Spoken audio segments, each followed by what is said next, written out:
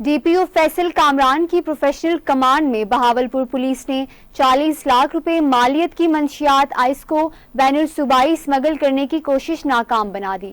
Police ने जिला लवारा लाई का रिहायशी मुलजिम गिरफ्तार कर लिया। डीपीओ ने शानदार कारकर्दगी पर जवानों को शाबाश भी दी। मजीद बता रहे हैं नादिर बुखारी अपनी इस रिपोर्ट में।